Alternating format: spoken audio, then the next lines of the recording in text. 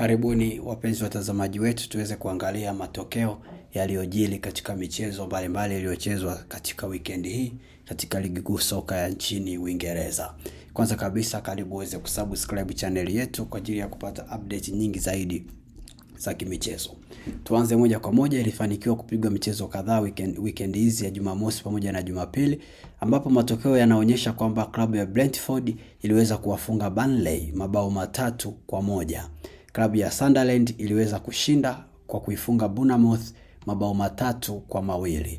Klabu ya Manchester City waliweza kufanikiwa kuibuka na ushindi baada ya kufululiza vichapo kadhaa. Basi Manchester City weekend hii wakaibuka wababe kwa kushinda mabao 3-2 dhidi ya Leeds United. Kwingineko, klabu ya Everton iliweza kuchakazwa kichapo cha mbwa mwizi na klabu ya Newcastle, ambapo Newcastle aliweza kushinda mabao 4-1. Kwingineko, klabu ya Tottenham hatimaye iliweza kuangukia pua mbele ya Fulham. Fulham waliweza kushinda kwa mabao 2-1.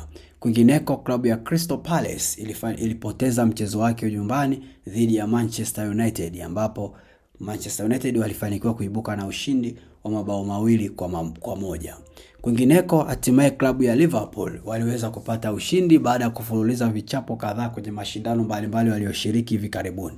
Lakini weekend hii hatimaye washabiki wa Liverpool nao wakachekelea baada ya kupata ushindi wa mabao 2-0 dhidi ya West Ham, na kilichowafurahisha wengi ni katika ushindi huu Alexander Isak naye pia aliweza kufunga bao lake pale. Basi pia klabu ya Aston Villa ilifanikiwa kuwafunga Wolves kwa bao 1-0. Kwingineko, klabu ya Brighton iliichakaza Nottingham Forest kwa mabao 2-0. Na mchezo ambao ulikuwa ni mgumu sana weekend hii ilikuwa ni kati ya Arsenal pamoja na Chelsea. Arsenal na Chelsea ilikuwa ni mchezo mgumu sana na ambao ulikuwa unasubiriwa kwa hamu, lakini mchezo huo ulichezwa na yalijiri. Basi mwishoni klabu ya Chelsea na Arsenal zikatoshana nguvu kwa kutoka na suluhu ya bao 1-1 na kumfanya Arsenal aendelee kubaki kileleni. Hivyo tuangalie muda huu msimamo ukoje katika ligi kuu ya Uingereza. Basi muda huu tuweze kuangalia hali ya msimamo ilivyo kwa sasa. Mpaka sasa kila timu ikiwa imecheza michezo 13 na Arsenal anaendelea kuongoza ligi akiwa na jumla ya pointi 30. Arsenal yuko kileleni. Wa pili ni Manchester City akiwa na pointi 25, wa tatu ni Chelsea akiwa na pointi 24 na wa nne ni Aston Villa akiwa na pointi 24. Kwa hiyo ndio top 4 iliyopo kwa sasa. Na timu nyingi kwa kweli zinalingana pointi na nyingine zimepishana pointi moja. Bado msimamo hujakaa kwenye hali fulani. Sasa hivi ni ukipoteza mchezo hata mmoja unashuka chini, ukishinda hata mchezo mmoja una possibility ya kupanda juu, ukidraw pia una possibility ya kushuka chini.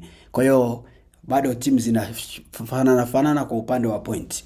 Wengineo ni watano ni klabu ya Brighton, wa sita ni klabu ya Sunderland, wa saba ni klabu ya Manchester United, Liverpool wako nafasi ya 8, Crystal Palace wako nafasi ya 9, Brentford wako nafasi ya 10, Bournemouth wako nafasi ya 11, Tottenham wako nafasi ya 12, Newcastle wako nafasi ya 13, Everton wako nafasi ya 14, Fulham wako nafasi ya 17, Nottingham Forest wako nafasi ya 16, West Ham wako nafasi ya 17, Leeds wako nafasi ya 18, Burnley wako nafasi ya 19 na Wolves wako nafasi ya 20.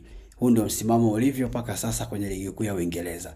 Na top 3 ya wanaoongoza kwa magoli paka sasa, wanaoongoza kwa magoli ni Erling Haaland ana magoli 14, afu wa pili ni Igor Thiago ana mabao 11 na Dan Welbeck ana mabao 7. Hawa ndio wanaoongoza kwa mabao paka sasa. Na tukiangalia pia top 3 ya wanaoongoza kwa assist ni Bruno Fernandes akiwa na assist 5, Granit Xhaka assist 4 ni wa pili, wa tatu ni Jack Grealish akiwa na assist 4 kwa upande wake. Hii ndiyo takwimu zilizoko paka sasa za ligi kuu ya Uingereza. Basi nakukaribisha uweze kusubscribe channel yetu pamoja pia na kutufollow kwa upande wa TikTok pamoja na Facebook. Bye bye.